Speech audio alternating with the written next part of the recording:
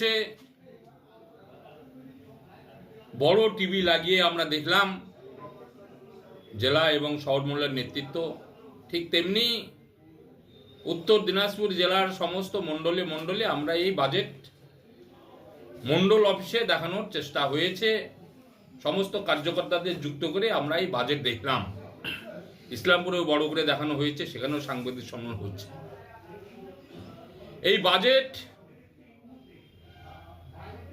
সারা ভারতবর্ষকে এগিয়ে নিয়ে যাওয়ার জন্য যে ব্যবস্থা করেছে সেটা আমরা দেখলাম।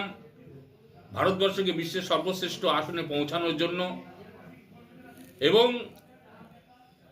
বিদেশি শিল্পপতিদের ভারতবর্ষে নিয়ে এসে ভারতবর্ষের অর্থনৈতিক কাঠামোকে উন্নত করবার কথাও আমি দেখলাম বাজেটের মাধ্যমে।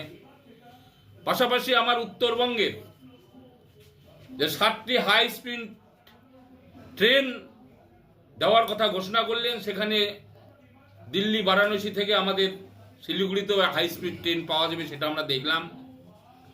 দুর্গাপুরে শিল্প করিডোর তৈরি করবেন, সেটা দেখলাম। মৎস্যজীবীদের জন্য অনেক সুরাহার কথা আমরা শুনলাম এবং আর্থিক, সামাজিক, শিক্ষা, সাংস্কৃতিক দিক থেকে পিছিয়ে পড়া যেসব মানুষ, তাদের স্বার্থ সুরক্ষার জন্য বাজেটে অনেক কিছু প্রেস করেছেন। সেই বিষয়গুলো আমরা আপনাদের মাধ্যমে সাধারণ মানুষের কাছে পৌঁছে দেওয়ার জন্যই আজকের এই প্রেস। এই প্রেসের মাধ্যমে আমরা জানাতে চাই 5টি বিন্দুর উপরে জোর দেওয়া হয়েছে। এই 5টি বিন্দু কি কি? 5টি বিন্দু হচ্ছে মহিলা, যুবা, কৃষক, শ্রমিক এবং ব্যবসায়ী। এই 5টির স্বার্থকে সুরক্ষা করবার লক্ষ্যেই বিভিন্ন পরিকল্পনার কথা আজকে বাজেটের মাধ্যমে ঘোষণা করা হয়েছে। মহিলাদের স্বাবলম্বী করা, মহিলাদের আর্থিকভাবে স্বয়ংসম্পন্ন করা, মহিলাদের নিরাপত্তা থেকে শুরু করে সেই ড্রোন দিদির কথা উল্লেখ করেছে আমরা বাজেটের মাধ্যমে দেখলাম।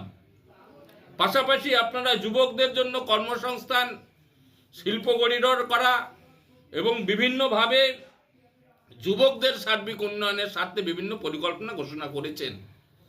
তাই এই বিষয়গুলো নিয়েই আসি আপনাদের মাধ্যমে এই বার্তাগুলো পৌঁছাতে চাই।